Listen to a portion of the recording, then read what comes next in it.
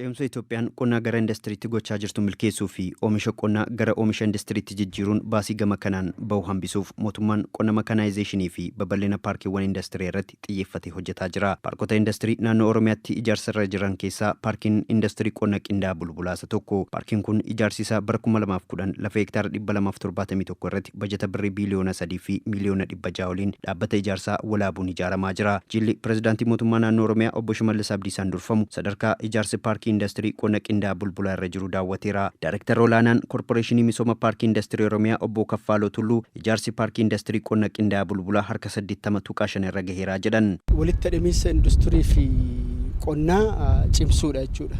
Wanta as keessatti process ta'u hundisaa wanta as keessatti galtee gara nyaata industiriitti jijjiiramu hundisaa oomisha qonnaati jechuudha. Oomisha qonnaa sun asitti process ta'ee walitti hidhamiinsa industirii fi qonnaa kan cimsu ta'a jechuudha. Yoom xumurama akka amma walii galtee keenyatiin yookaan master schedule isa jennu sanaatiin waste treatment yookaan balfa qulqullina balfaa yookaan bakkee balfi itti akkamamu kanaan ala ji'a waxabajjii keessa hin xumurama jenneeti kan ilaallu. Waxabajjii xumurama hin xumurama jenneeti kan ilaallu.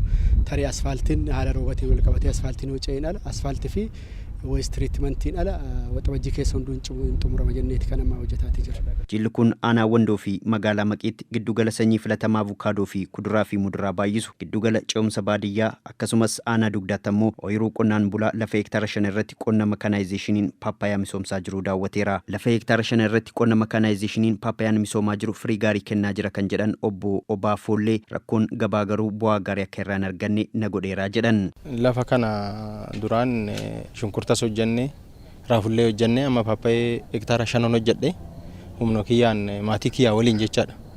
Kanaaf amma rakkoon nu qabnu akkuma argitan qabeenya kana geessifnee jirra.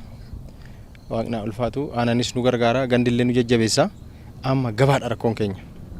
Gabaan haala qilleensa amma dhukkuba yeroo kana mudatee wal qabatee baay'ee gadi nu jalaa bu'ee jira. Hoogganaan biiroo qonnaa fi qabeenya uumamaa Oromiyaa Obbo Dabalee haala amma jiruun wal qabatee rakkoo gabaa qonnaan bultoota kuduraa fi muduraa misoomsaa jiran mudate furuuf mootummaan hojjetaa jira jedhan. Qonnaan bultoonni dargaggoonnis bifa ijaaramaniin hojii akkasiitti hojjetaati kan jirani.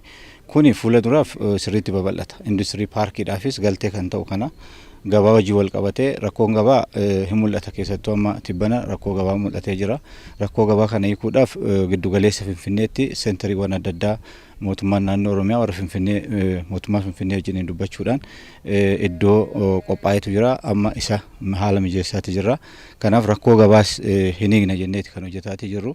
Akka waliigalaatti qonnaan bulaan tattaaffiin gochaa jiru baay'ee cimaadha. Pireezidaantiin Mootummaa Naannoo Oromiyaa Obbo Shimallis Abdiisaa jireenya qonnaan bultootaa fi dinagdee biyyaa guddisuuf mootummaan babal'ina indastiriiwwanii fi oomishaalee galtee indastiriif oolan baay'inaa fi qulqullinaan misoomsuu irratti xiyyeeffatee hojjechaa jiraachuu dubbatan. Oomishaaf oomishtummaan dabalee oomishaaf oomishtummaan dabalu sun immoo industirii keessa galee gabaa biyya alaatiif fi gabaa biyya keessatiif haala salphaatiin akka dhiyeessinuuf yaadameeti kan agirooprosiin kun kan hojjetame.